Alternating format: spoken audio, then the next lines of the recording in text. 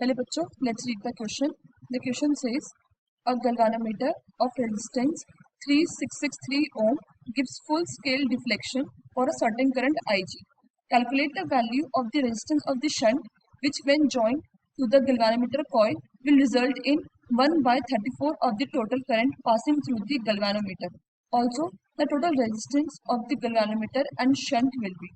Now firstly, the key concept is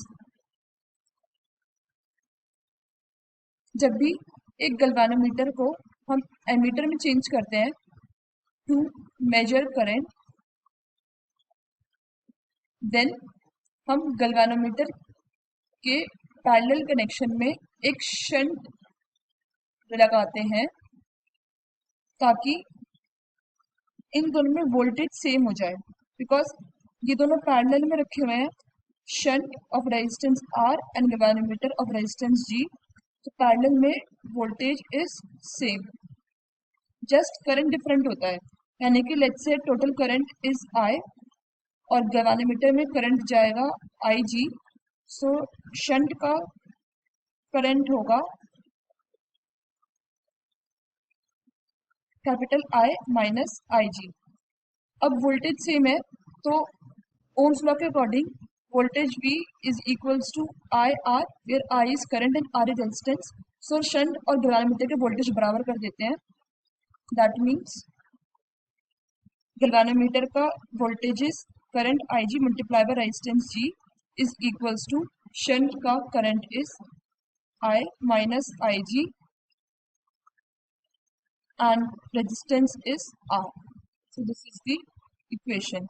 Now question में दे रखा है कि पहले एक गल्वानोमीटर था और बाद में एक शंट को ऐड कर दिया गया और फुल स्केल डिफ्लेक्शन में वो करंट मेजर कर रहा था. यानी कि गल्वानोमीटर को एमीटर में चेंज कर दिया गया है विच मेजर्स करंट, और जब एमीटर में चेंज करते हैं तो शंट लगता है पैरेलल में. नाउ लेट्स से शंट का resistance here is R. So let's say total current is I. तो शंट लगने के बाद current in galvanometer IG will be I/34. So shunt में करंट आ जाएगा I माइनस I/34. अब क्वेश्चन में गल्वानोमीटर का resistance G is given as 3663 ohm. So अब शंट और गल्वानोमीटर पैरेलल है तो दोनों के वोल्टेज बराबर कर देते हैं.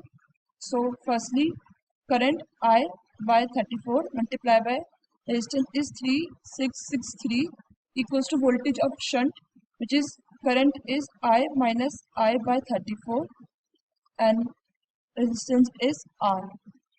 सो R comes out to be 3663 upon 33 or it is equals to 111 ohm. So first part final answer is the value of shunt resistance is 111 ohm. जब भी कोई भी दो रेजिस्टर्स पैरेलल कनेक्शन में होते हैं तो जो इक्विवेलेंट रेजिस्टेंस निकालते हैं which is represented by let's say R dash, it will be equals to R1 multiplied by R2 upon R1 plus R2. So यहाँ पे let's say R1 is गल्वानोमीटर का resistance and R2 is shunt का resistance. So equivalent resistance which is represented by R dash will be equals to 3663 multiplied by 111 upon 3663 plus 111, and this will be equals to 107.7 ohm. So the second part final answer is total resistance of gallvanometer and shunt will be 107.7 ohm. So the final answer is the value of shunt resistance is 111 ohm and value of total resistance is 107.7 ohm, which is option A. Hope you understood it well. Best of luck.